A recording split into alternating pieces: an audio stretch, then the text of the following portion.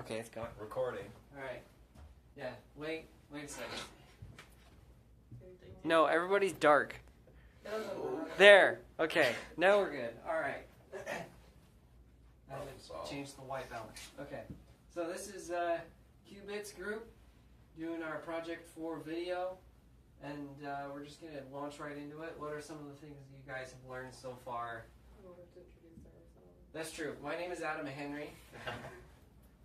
And I'm JP. I'm Justin. I'm Shanza, and I was the team coordinator.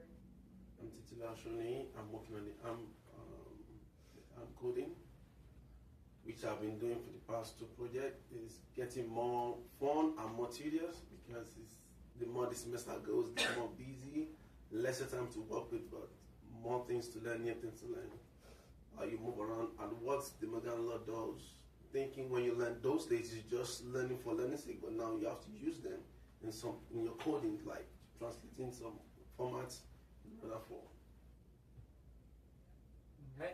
Some of the stuff that I've learned is that I didn't realize that that there was so much different types of patterns that could be used to deal with parallelization, and so I think that it's very useful that we can compartmentalize certain bits of code to run on certain cores at certain points in time, and so I've had a lot of fun researching and looking at how all that works.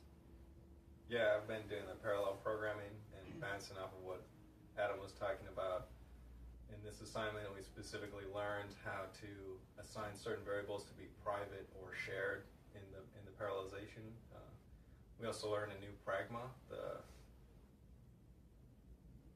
barrier. Thank you.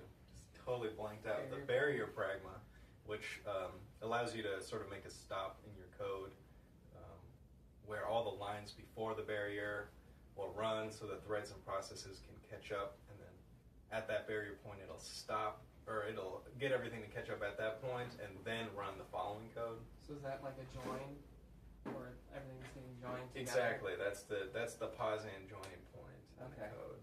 And then the one other thing that was more technical in this assignment was the master worker flow for parallelization, and just did a simple if statement to show that whatever is run, if the statement is true, will be the master, and everything that's false will be considered as a worker.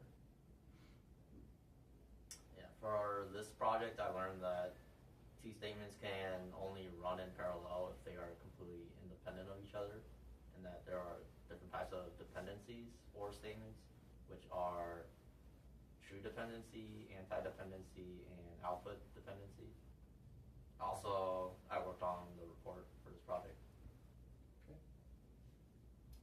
I just helped run the GitHub and the Slack for this project. Okay. Yeah, what was it? So anti-dependency and true dependency are complete inverses of each other, right? Right. Yep. Yeah, I kept getting confused by that, and so it took me a while to wrap my head around that. But yeah, cool. Seemed also like in this assignment that we were working on a shorter time frame. Everybody just sort of got everything done much quicker than usual. So. Yeah, I think that our group has had some issues because of just getting back into the rhythm of things. Especially with spring break in the middle. Yeah, because that really threw a wrench into things. So with Musa having issue talking about how we have rhythm problems after spring break, I totally get it. And it took me a little while to get back into the groove. So anyways, I'm glad everybody's putting in their effort. Yeah, well, we learned that in the following assignments we'll still be able to get things done, even if we do have a shorter time